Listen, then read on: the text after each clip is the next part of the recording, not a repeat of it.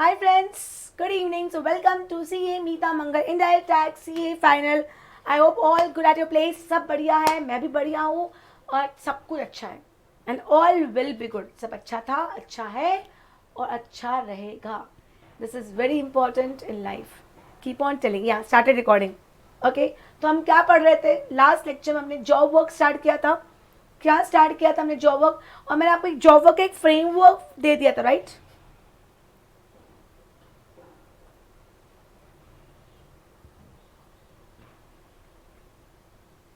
एक फ्रेमवर्क दिया था मैंने आपको कि अगर रजिस्टर्ड प्रिंसिपल है, पहली बात तो जॉब वर्क की फैसिलिटी कौन ले सकता है? Only registered principal, right?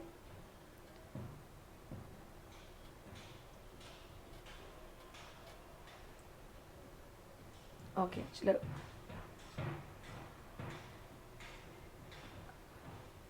मिल गया.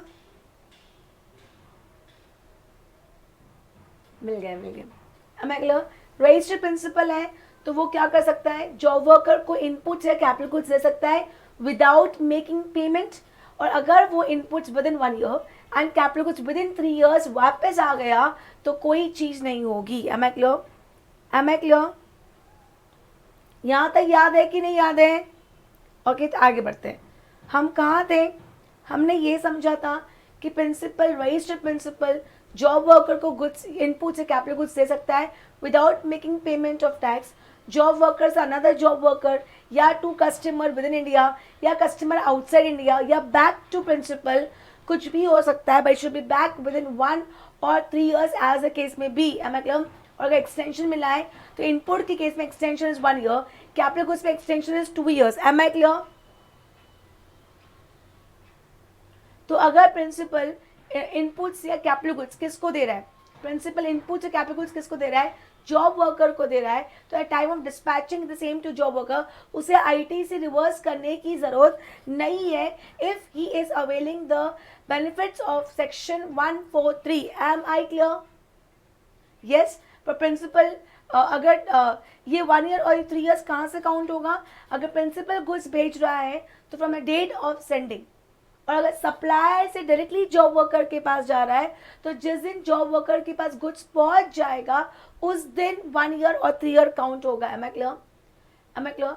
डॉक्यूमेंट क्या होगा? एट टाइम डिलीवरी चालान देना पड़ेगा, electronic e way bill submit करना पड़ेगा. पूरी रिस्पॉन्सिबिलिटी किसकी है? प्रिंसिपल की है. Getting my point? Am I clear? Goods within 1 year और 3 years रिस्पेक्टिवली आ जाना चाहिए.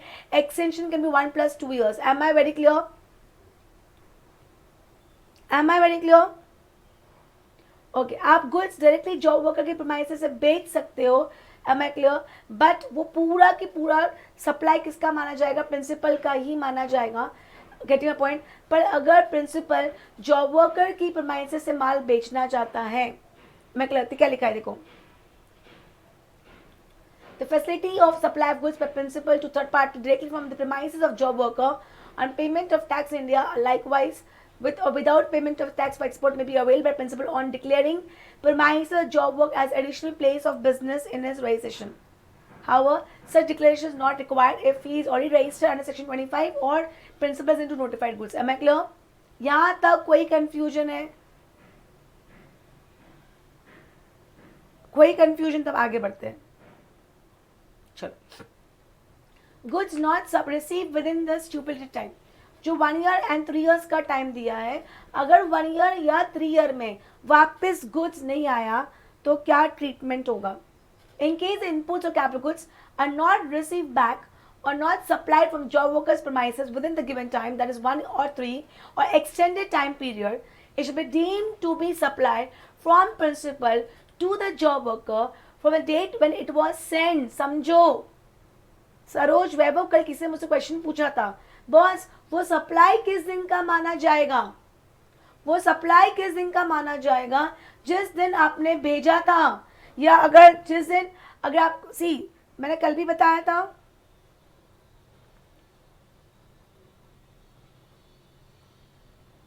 यहाँ पे डेट ऑफ सेंडिंग, यहाँ पे date of receiving. Am I clear? Logical है ना, जहाँ से 1 ईयर या 3 ईयर्स काउंट करोगे तो वो 1 ईयर या 3 ईयर्स एक्सपायर हो जाएगा, तभी तो आप बोलोगे सप्लाई हो गया। पर सप्लाई कब का माना जाएगा, इसमें deem to be supply, it shall be deemed to be supply from principal to job worker from the day when it was sent for job work. Am I clear? Am I clear? तो सोचो ना, 1 साल पुराना, 1 साल पहले ही भेजा था, अभी तक नहीं आया, तो 1 साल पुराना सप्लाई हो गया कि नहीं हो गया? और सप्लाई था तो टैक्स पे करना था कि नहीं था? पर क्योंकि आपने टैक्स पे नहीं किया तो आपको 1 साल का इंटरेस्ट पे करना पड़ेगा कि नहीं करना पड़ेगा?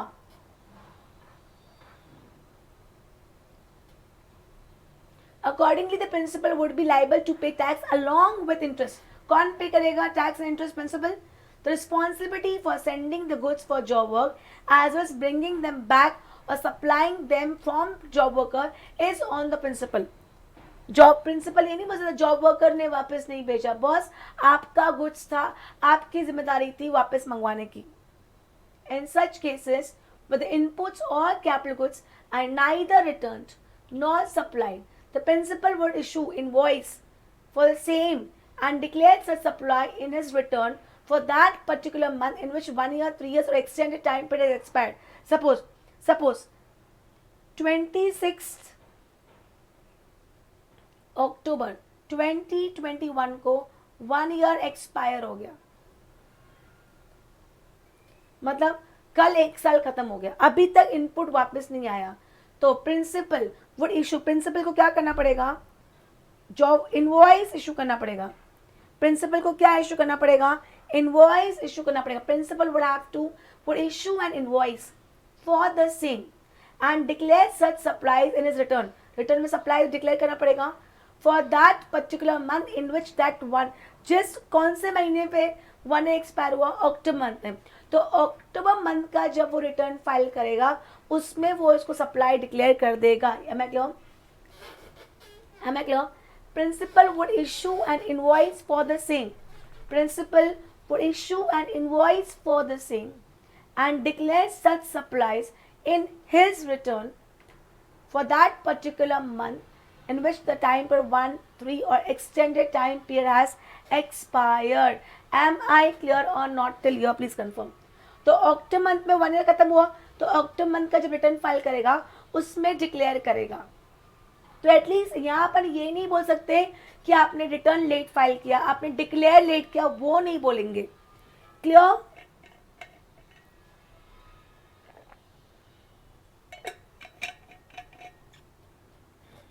हाँ, इंटरेस्ट तो लगेगा क्योंकि सप्लाई कब? सी डेट ऑफ सप्लाई क्या है? The date of supply shall be date on which such inputs or capital goods were initially sent. Further, interest for the intervening period shall also be payable on the tax by the principal. Am I clear? Am I clear? तो वापस समझो. Suppose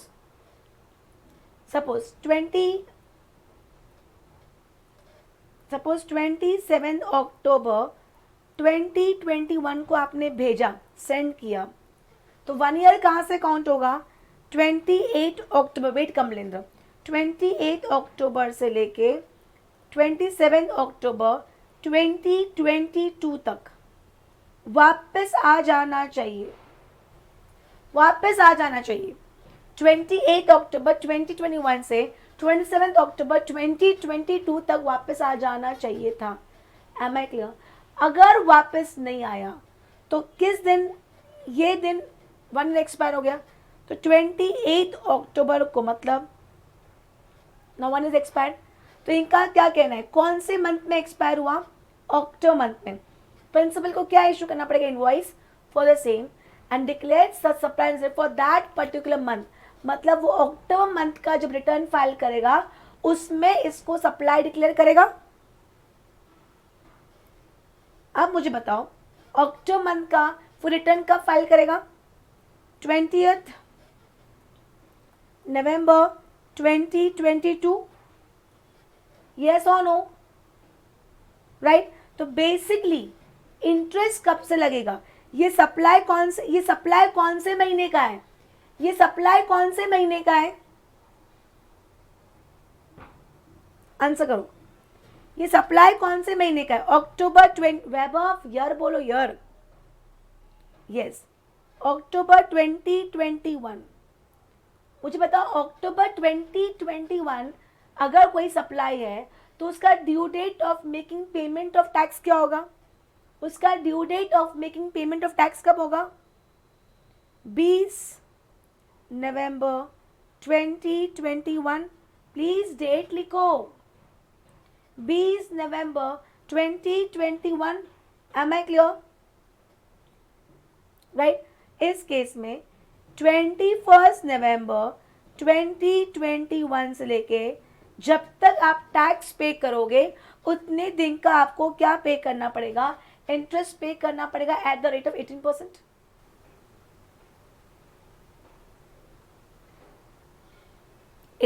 yes Saroj. See due date क्या था? 20th नवंबर 2021। Due date क्या था? 20th November 2021। Getting my point और not?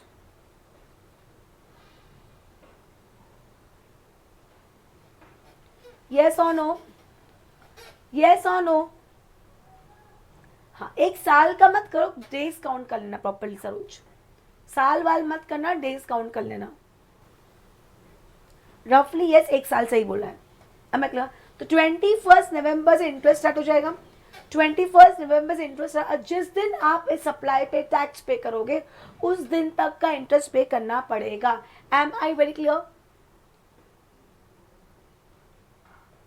Clear? आगे, अगर अब सपोज 1 ईयर हो गया, आपने डिक्लेयर कर दिया और आपने टैक्स पे कर दिया, पर क्योंकि वो आप भी के गुड्स था, हो सकता है जॉब वर्कर को टाइम लग गया, इसलिए जॉब वर्कर आपको भिजवा नहीं पाया, पर अब जॉब वर्कर भिजवा रहा है। Return after statutory time. If such goods are return by the job worker after the given time, same would be treated as supply by the job worker to the principal, and the job worker would be liable to pay tax if he is liable for registration in accordance with the provision contained in the CGST Act. Getting my point? मतलब अगर job worker ने 1 साल के बाद भेजा तो वो job worker के बिहाफ से सप्लाई माना जाएगा to principal. Job worker invoice raise करेगा, उस पर टैक्स चार्ज करेगा, provided he is registered. Provided he is registered. Am I clear?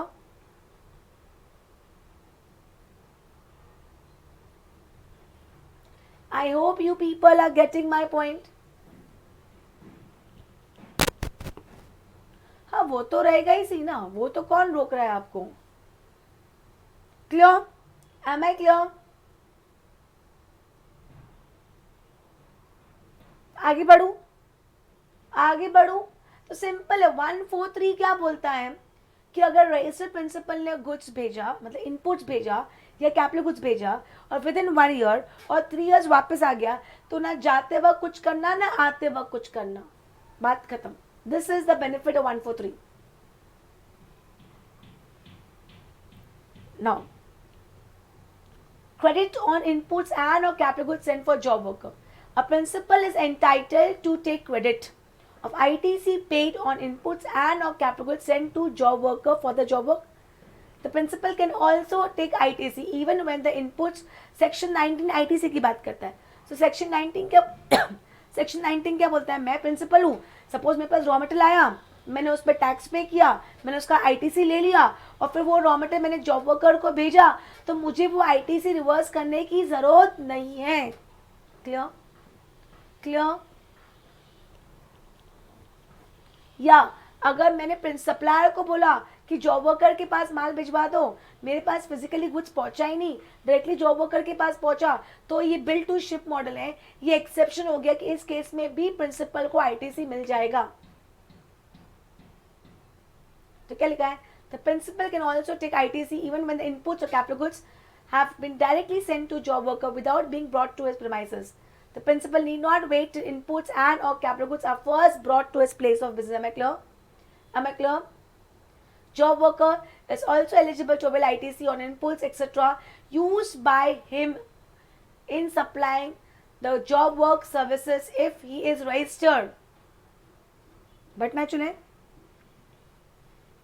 आज जॉब वर्कर भी तो कुछ, मैंने आपको बोला बटन जॉब वर्कर के, तो बटन अगर खरीद रहा है उस पर टैक्स पे कर रहा है तो उसका वो आईटीसी अवेल कर सकता है अगर वो रजिस्टर्ड है तो।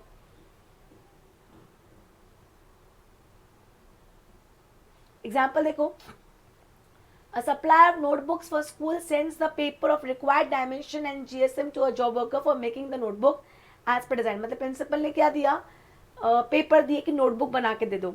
However, the government changes the specification of notebooks for supply to its schools.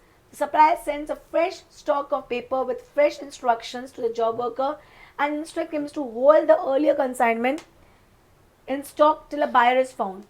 The new notebooks are easily sold, but the paper and semi-finished notebooks of the old design lies in the godown of job worker for over a year. Here, sending of paper by the notebook supplier to job worker in the first lot will be deemed to supply, and this tax would be payable on the same. Am I clear? आपका नहीं बिक रहा था ना, government के specification change हो गए ना, वापस मंगवा लेते।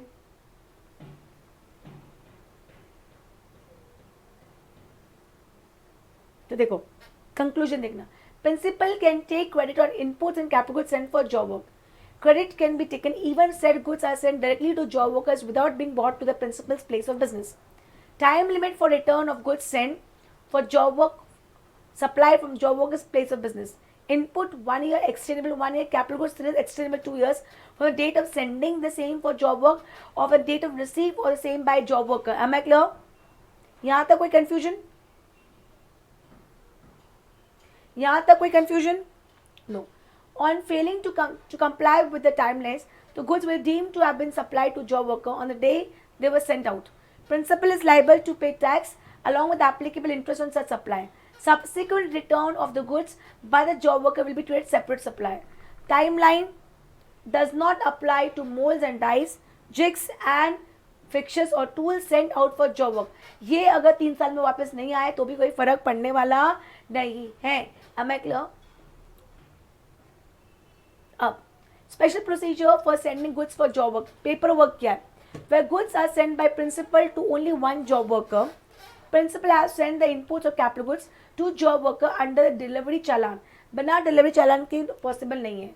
सच delivery challan should contain detail specified under rule 45, date, number of delivery challan, name and address of the consignor and consignee, HSN code, description of goods, quantity, taxable value, tax rate and tax amount, place, supply and signature. पे भले नहीं कर रहे हैं पर taxable value, tax rate सब कुछ आना चाहिए। Am I clear?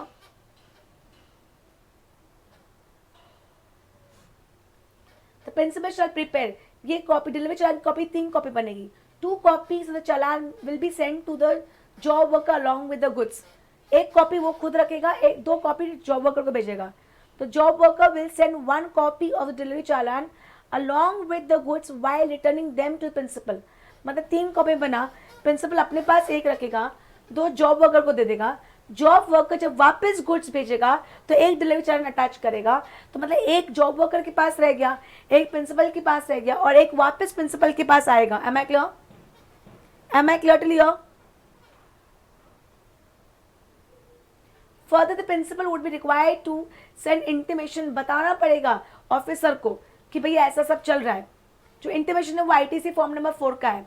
The intimation will contain details of goods, inputs, intent to be sent by principal and nature of processing to be carried out by job worker। क्या भेजा है, क्या processing होने वाली, सब देना बताना पड़ेगा। ये तब हुआ जब आपने एक ही जॉब वर्कर को माल भेजा। अब where goods are sent from one job worker to another job worker, in such cases the goods may move under the cover of delivery challan issued either by the principal or the job worker। क्या लिखा है, in such case the goods may move under the cover of delivery challan। अगर एक job worker से दूसरे job worker के पास माल जा रहा है,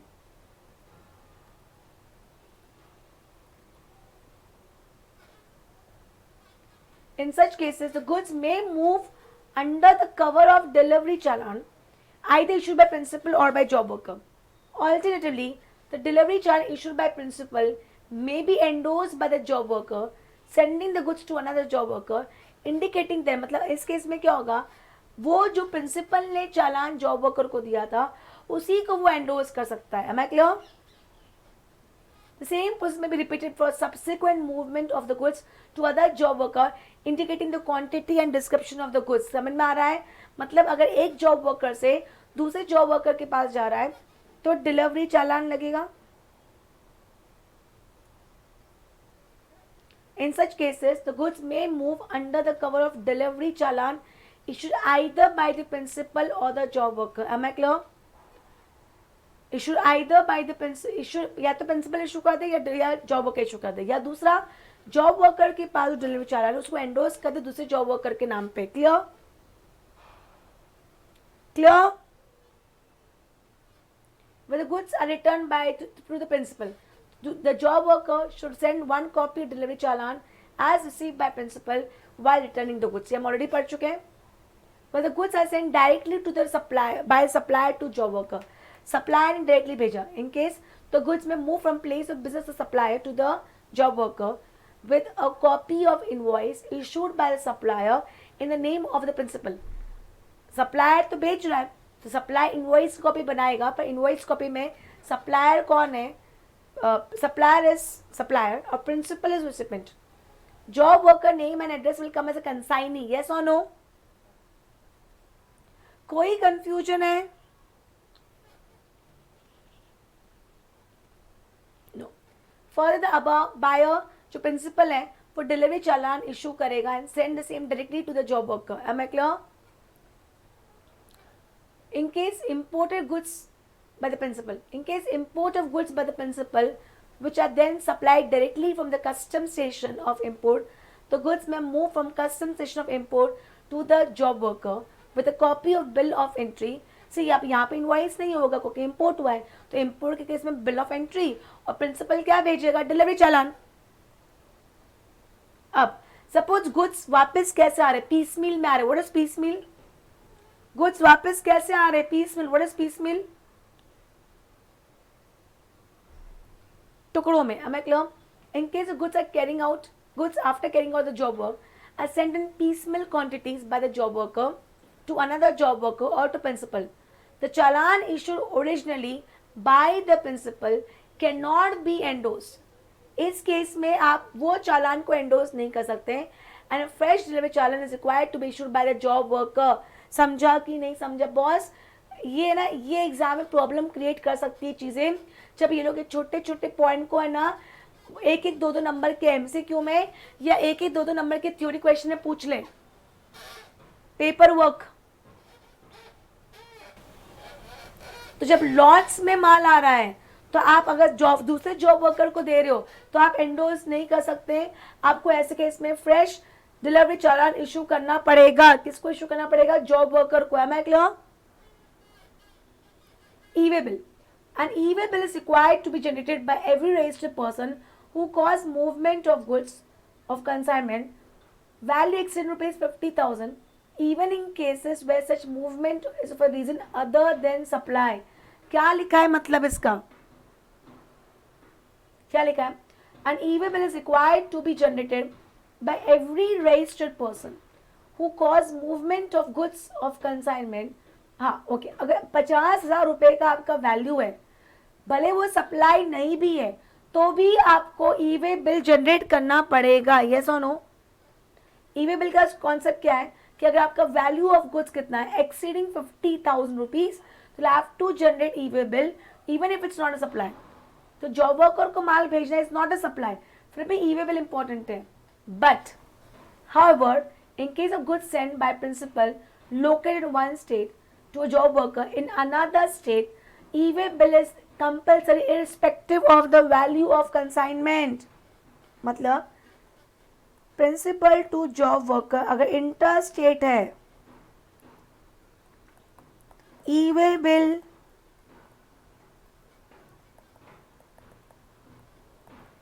कंपल्सरी है. No limit. कोई 50 साल की लिमिट देखने नहीं वाले. ये एक्सपेक्टेड क्वेश्चंस हैं. अगर मैं इतनी डेप्थ में जा रही हूं that means there has to be some reason.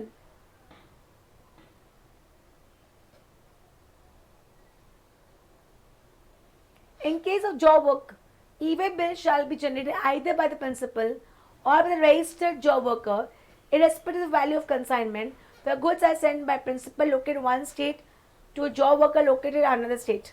Further, the e-way bill shall be generated by principal wherever required in case job worker is unregistered. अगर job worker registered, job worker issue कर सकता है, पर अगर job worker unregistered है तो फिर कौन इशू करेगा? प्रिंसिपल इशू करेगा. Clear? Next, waste and scrap. इस पे एग्जाम में क्वेश्चन आ सकता है. Notwithstanding anything contained, दुनिया जाए तेल लेने. Any waste and scrap generated during the job work may be supplied by the job worker directly from his place of business on payment of tax if it's registered, or by the principal if job worker is unregistered. मतलब job work करते करते जो भी waste and scrap generate हुआ है उसके supply पे tax कौन पे करेगा? अगर job worker registered job worker, नहीं तो कौन पे करेगा? प्रिंसिपल. अच्छा, बीबी सर बोलते ये. अच्छा, एक्चुअल स्टेटमेंट कुछ और है, हम वो स्टेटमेंट दे नहीं सकते, इसलिए हम लोग तेल लेने जाए, कुछ भी लेने जाए. तो notwithstanding anything contained aforesaid provision, any waste or scrap generated during the job work may be supplied by the job worker directly from his place of business on payment of tax if such job worker is registered, or by the principal if job worker is not registered. Correct. यहां तक clear हो गया? यहां तक clear हो गया? तो theoretical part ही चल रहा है. Now registration requirement. Registration requirement when both principal and job worker are in the same state. The job worker is required to obtain registration only if its aggregate turnover to be computed on all India basis in a financial year exceed the specified limit. क्योंकि job worker क्या देता है? Services देता है. yes or no? yes or no? तो job worker की limit 10 या 20 होगी अगर दोनों सेम स्टेट में है. तो सेम स्टेट में तो जॉब वर्कर फिर रजिस्ट्रेशन कब लेगा? जब उसका टर्नओवर 10-20 से एक्सीड कर जाए. बट अगर दोनों अलग अलग स्टेट में, but the principal and job worker are located in different states, the requirement of registering flows from section 24, which provides for compulsory registration of supplies making an interstate supply. However, exemption from registration has been granted in case aggregate turnover of interstate supply of taxable services does not exceed 20 and 20. Am I clear? Therefore, it is clarified that a job worker being a supplier of service is required to obtain registration only in case aggregate turnover exceeds the limit. See, job worker क्या देता है? Services. तो services में एक होता है intra, एक होता है इंटर. इंटर केस में 10 and 20 लगेगा. इंटर केस में सेक्शन 24 लगता है. पर सेक्शन 24 बाय 23 क्या बोलता है? अगर आप taxable inter state supply service करते हो तो आपको 10-20 का बेनिफिट मिल जाएगा. समझा कि नहीं समझा?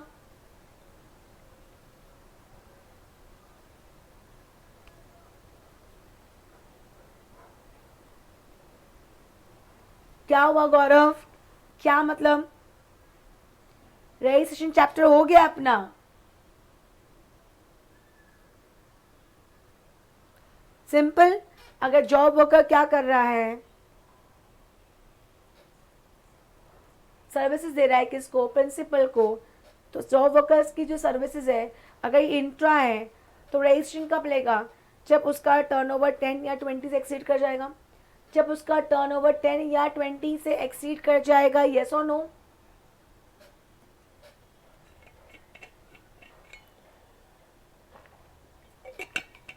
बट अगर इंटर है, अगर जॉब वर्कर क्या कर रहा है? इंटर कर रहा है,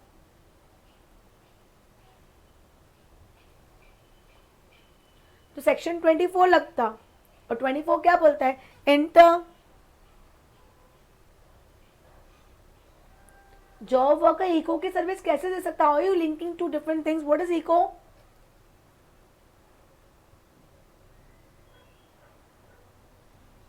तो वे तो अलग ही हो गए ना. इको का मतलब क्या होता है? Electronic commerce operator. Exactly Mohit, कोई लिंक ही नहीं है. ECO is just a platform where it ensures that buyer and seller meets. पर जॉब वर्कर तो अलग ही होगी ऑल टुगेदर.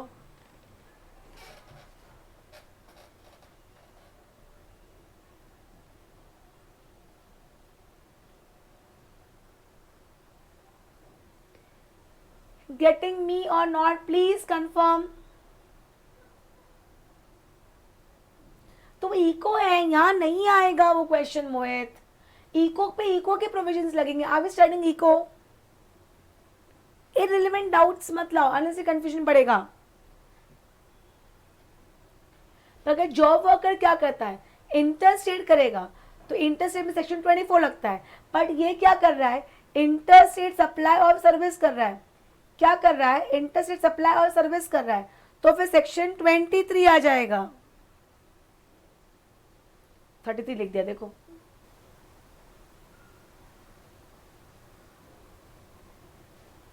सेक्शन 23 आ जाएगा. और 23 क्या बोलता है, अगर आप इंटरस्टेट सप्लाई ऑफ सर्विसेज कर रहे हो टैक्सेबल, तो क्या आपका 1020 से एक्सीड होगा तो ही नंबर लेना पड़ेगा. Am I clear?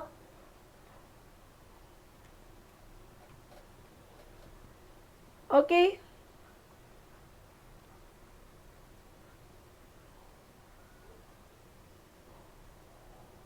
आगे वैल्यूएशन. ये क्या हुआ, ये क्या हुआ, कैसे हुआ, ये क्या है?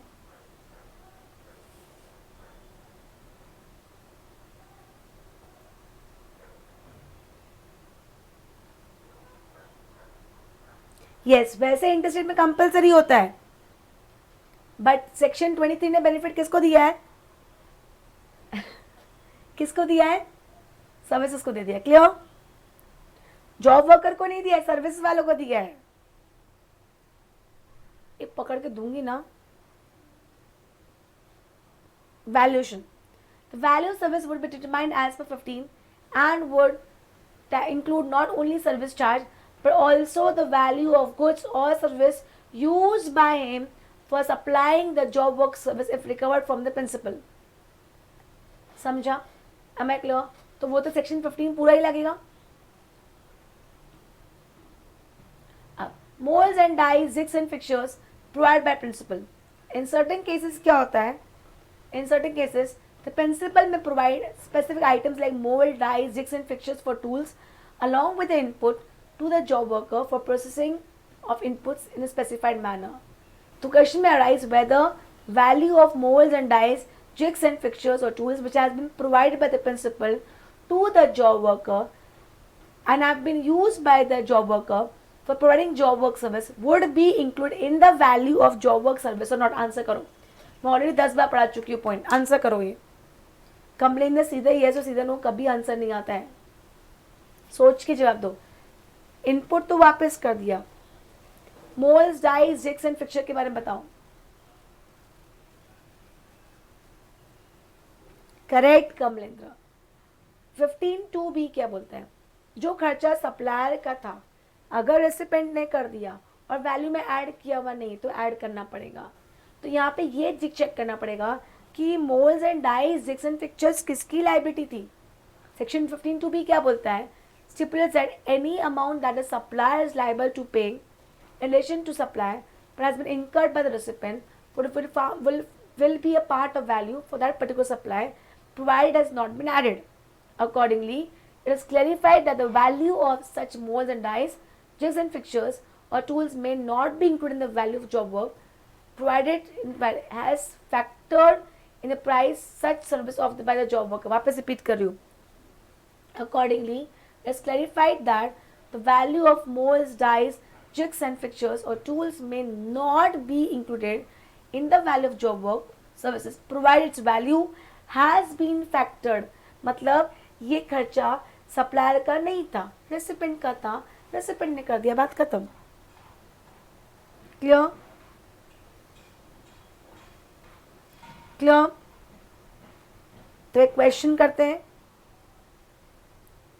समराइज करूँ पूरा जॉब वर्क. तो जॉब वर्क में हमने क्या पढ़ा, प्रिंसिपल अगर रजिस्टर्ड है तो प्रिंसिपल 143 सेक्शन का बेनिफिट ले सकता है. बेनिफिट क्या होगा, वो इनपुट्स एंड कैपिटल गुड्स को जॉब वर्कर के पास भेज सकता है without making payment of tax, और वो इनपुट्स एंड कैपिटल गुड्स का वो आईटीसी भी अवेल कर सकता है। वन सेकेंड, वो चाहे सप्लायर के पास डायरेक्टली जॉब वर्कर के पास भिजवा सकता है, उसका आईटीसी अवेल कर सकता है without making payment of tax, provided वो इनपुट्स या capital goods within 1 year या 3 ईयर में या तो वापस प्रिंसिपल के पास आ जाए या जॉब वर्कर की प्रीमाइसेस से सप्लाई कर दो, चलेगा, but that should be done with in 1 year और 3 ईयर्स। मैं क्लियर? तो अगर 1 ईयर या 3 ईयर में वापस आ गया तो कोई प्रॉब्लम नहीं है, पर अगर 1 ईयर या 3 ईयर में वापस नहीं आया तो फिर जिस दिन भेजा था वो उस दिन का सप्लाई माना जाएगा, और तो जिस मंथ में 1 ईयर या 3 ईयर्स एक्सपायर होता है उस मंथ के रिटर्न में आपको जो सप्लाई डिक्लेयर करना पड़ेगा along with making payment of tax with interest. और वो बाद में अगर जॉब वर्कर के पास से वापस आता है तो उसे fresh supply from job worker to principal माना जाएगा। ये पॉइंट समझा कि नहीं समझा? और कुछ नहीं है, एक्चुअली इतना ही है। फैक्टर्ड मीन्स व्हाट वैभव?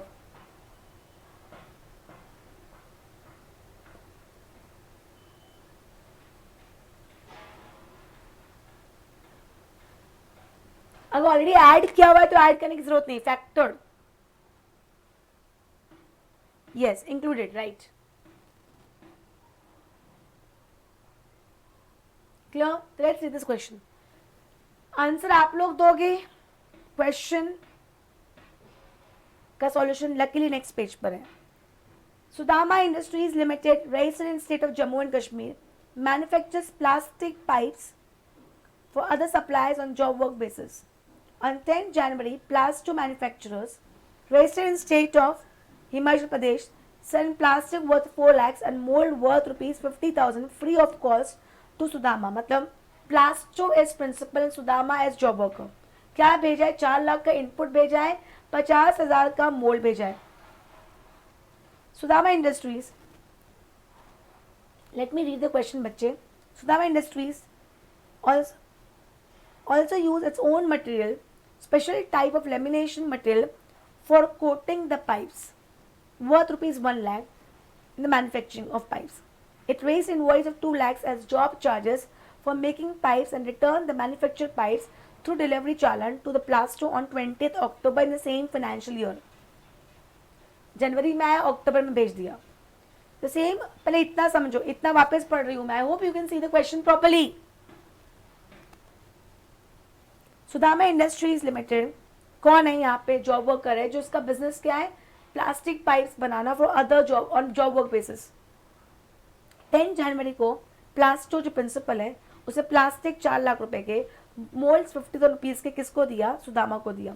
सुदामा ने उससे प्लास्टिक पाइप्स बनाया और उसमें अपना 1 लाख का माल भी यूज किया, इनवॉइस 2 लाख का रेज किया और 20 अक्टूबर को वापस भेज दिया।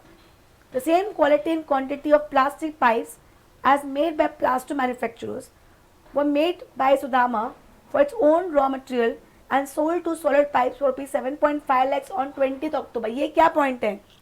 ये फर्स्ट 3 लास्ट सेकंड पैरा क्या है?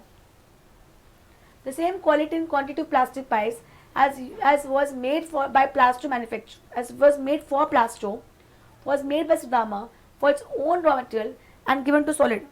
Yes, correct Mohit. यहाँ पे वो सर्विस दे रहा है पहले केस में, जॉब वर्क सर्विस, और यहाँ पे वो गुड्स बेच रहा है।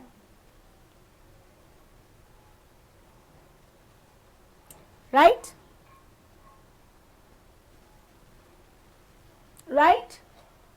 Examine the scenario and offer your views in the following independent cases. First, is there any difference between the manufacture of plastic pipes by Sudama for Plasto and Solid Pipe? Yes.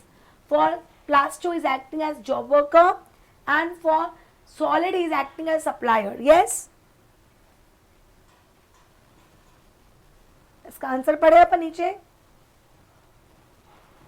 As per ये job worker means any treatment or process undertaken by a person on goods belonging to some another registered person. Job worker. The registered person on whose inputs or capital goods job worker's performance is called the principal. Thus, the job worker is expected to work on the goods sent by the principal.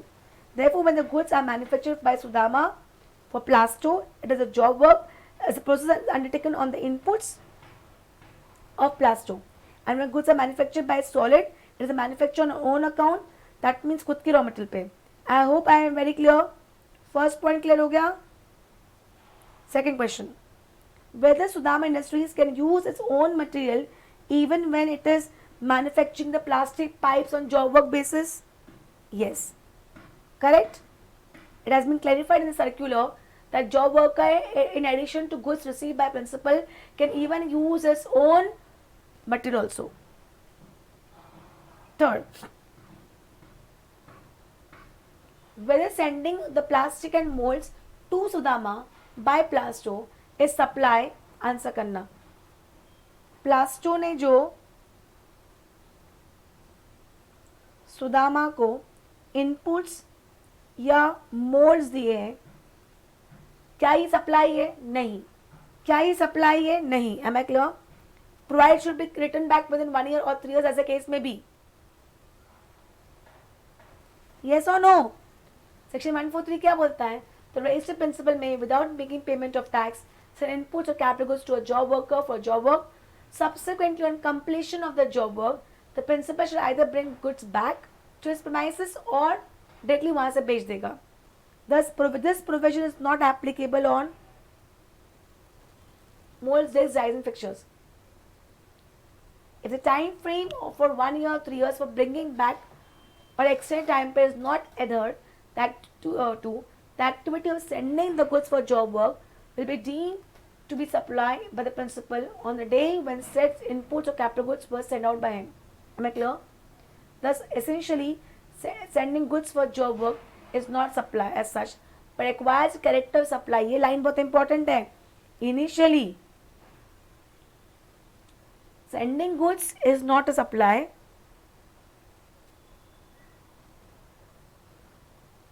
but requires a character of supply only when they are not returned back within the given time period. Am I clear? Therefore, sending of plastic and molds by Plasto to Sudama is not a supply, provided it's returned back within the given time period. Am I clear? Last question. Whether Sudama Industries should, ये answer करना.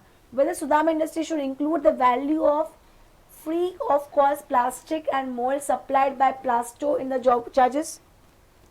उसने job charge कितना charge किया? 2 लाख. क्या उसमें plastic का as per 15(2)(b, any amount the supplier is liable to pay in relation to the supply but which has been incurred by recipient and not included in the supply has to be added.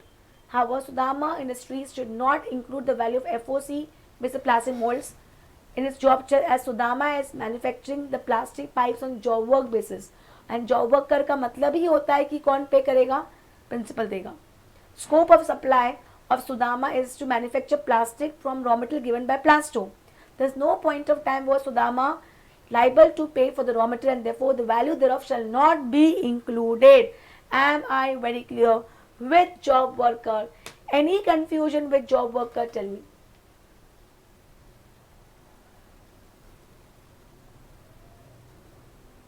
मोहित नहीं, good question. Answer करना. यहाँ पे इसने खुद का material के लिए 1 लाख और इसने इनवॉइस रेज किया है 2 लाख का, तो क्या टोटल 3 लाख पे टैक्स आएगा? नहीं.